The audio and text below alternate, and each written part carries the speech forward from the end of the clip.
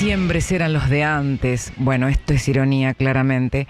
Este último mes del año es lo más parecido a marzo que yo recuerde, como si estuviera empezando el gobierno, y algo de eso hay. Las elecciones cambiaron el mapa político y sobre todo dotaron a Milei de la anhelada gobernabilidad de la que careció en sus 2 primeros años.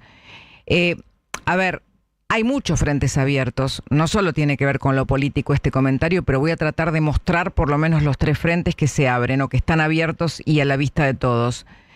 Por un lado, la gobernabilidad le permite al gobierno avanzar con las reformas que son tan vitales que no tienen tiempo para perder.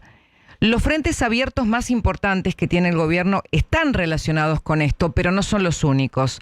Hay que agregar el enfrentamiento con la conducción de la AFA, que se agrava minuto a minuto. Se queda Juan Matucci para hablar de esto. Toda esta ola de un gobierno recargado de energías tiene 2 objetivos de base que no se pueden perder de vista.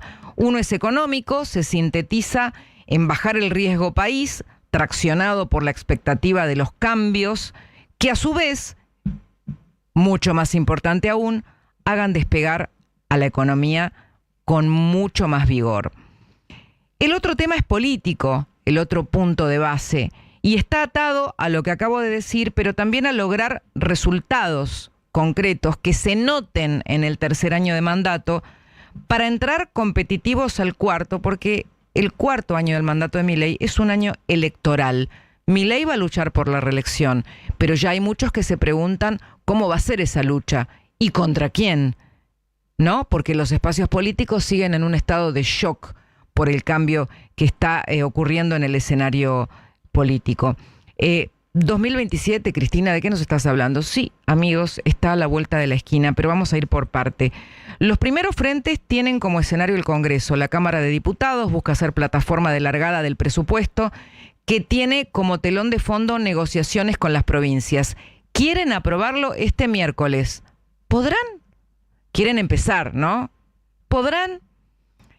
Y el Senado dará el puntapié para la discusión sobre la reforma laboral.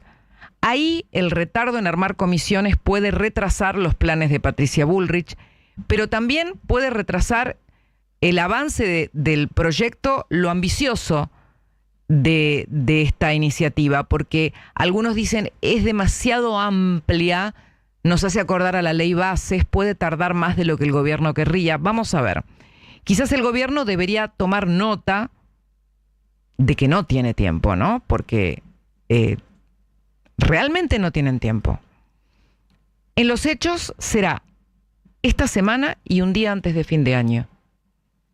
Digo, no tienen tiempo, por lo menos diciembre va a ser muy corto a nivel legislativo. Yo creo que lo saben, pero va a ser, realmente acá tienen que estar preparados para que eventualmente los sectores de la oposición busquen como sea demorarlos. A esto hay que agregar que en la Cámara Alta la exministra de Seguridad entró con muchos bríos de mando y busca convertirse virtualmente en la principal autoridad del gobierno en esa Cámara, tomando nota de la ruptura de relaciones del presidente con su vice. Es de esperar que Victoria Villarruel intente preservar su rol ante la ofensiva de Bullrich. Eso ya lo vimos el día en que juraron los nuevos senadores.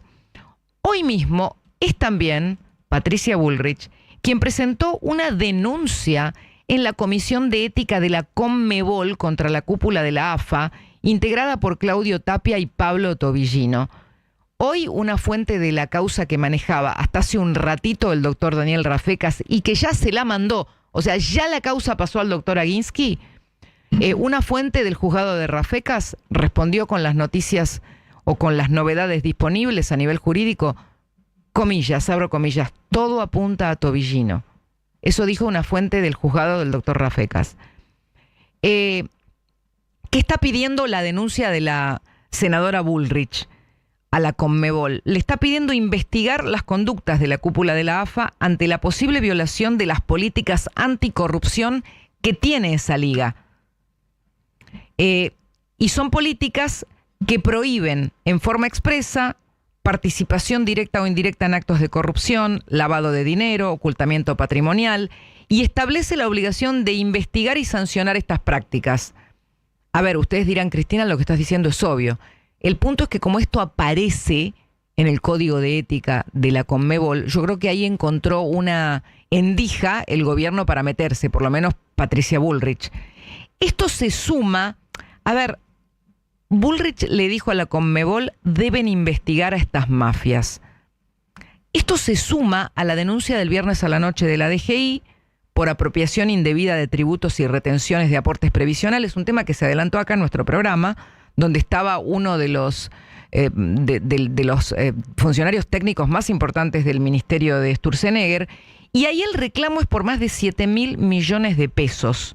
Y esto hay que agregarlo a la lista que empezó con la primera presentación judicial de la DGI contra Surfinanzas por lavado de activos por 818.000 millones de pesos, a una firma que tiene como cara visible a Ariel Vallejos, de evidente cercanía con Tapia.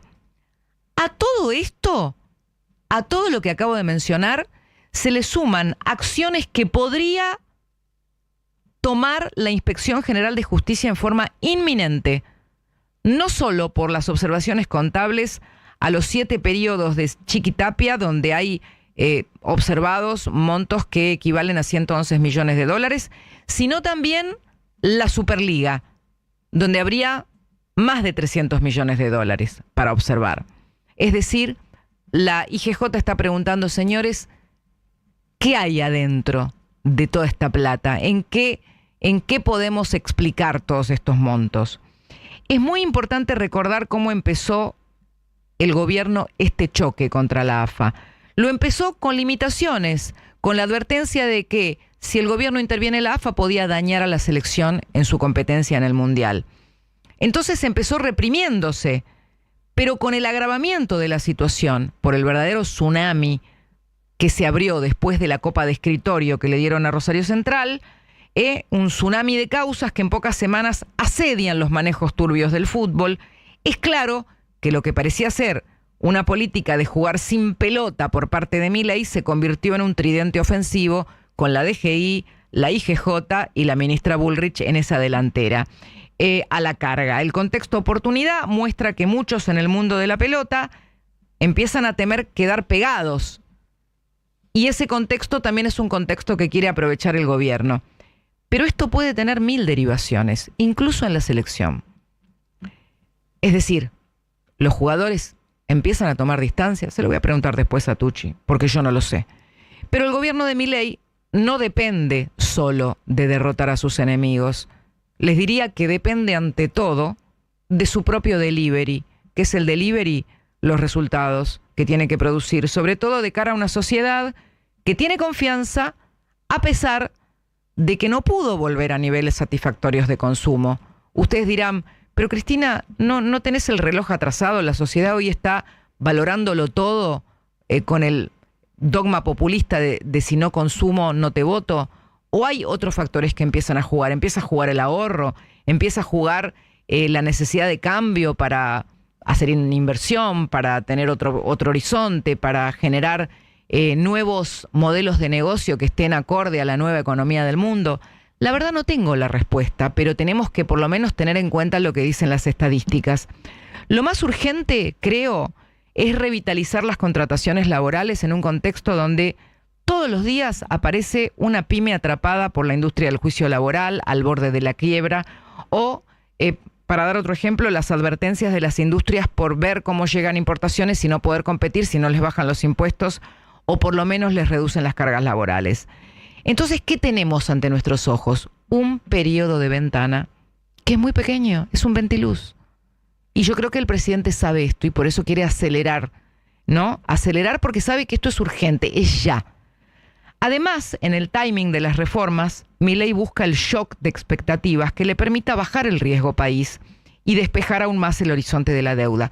¿Qué es lo que dicen? Si nosotros mostramos como país que podemos hacer reformas, los que están esperando para invertir, los que tienen dudas sobre Argentina, los que están esperando para tomar decisiones sobre los bonos, van a decir, van en serio, entonces lo vamos a hacer. Hasta octubre de este año el gobierno podía culpar a la máquina de impedir de la oposición, ¿no? Que no quiere cambios. Ahora tiene que aprovechar el viento a favor porque tiene todas las chances incluso el consenso de los sectores moderados y de algunos peronistas. A ver, si quieren sumarle algo, cuando se movilice la CGT este jueves, va a hacerle acordar a mucha gente del pasado al que no quiere volver. Son el pasado más temido, pero el futuro es otra cosa. El futuro es hoy una promesa y el gobierno tiene la obligación de darle forma en la realidad en medio de un mundo que cambia a toda velocidad. A ver, si la Argentina ya estaba atrasada, hoy puede enfrentarse a un atraso ya no de medio siglo, como lo es si tomamos los convenios colectivos nomás, sino de una época, porque estamos en un momento de cambio de época. Entonces, si ya estás atrasado hoy, porque estás atrasado 50 años en términos laborales, si te pasa por encima la época, tu atraso es de época. Y yo creo que Argentina tiene muchas capacidades para que eso no pase, lo muestran los unicornios que nacieron en la crisis de 2001. Si vos te pones a ver cuándo nació Mercado Libre, Ualá y otros más, ¿no? Nacieron en medio de la crisis de 2001. Pero hoy eso no alcanza para que la economía real active. Necesita nuevas normas para el mercado laboral y para que competir sea posible sacándole la mochila de impuestos tremendos a los que quieren producir. A ver, por eso, a la luz de la tendencia en la región, Chile este domingo dio una muestra. Todo indica que si el presidente Milei cumple con sus promesas económicas, debería consolidar su proyecto para un segundo mandato. Ese es el partido que empieza a jugarse, el de llevar los proyectos a la realidad luego de un ajuste muy fuerte en estos 2 primeros años de gobierno. Si logra su cometido, 2006 será el año de las reformas en Argentina. 2026, dije 2006. 2026 será el año de las reformas en Argentina. Gracias, Gus. Eso es todavía una historia que debe escribirse.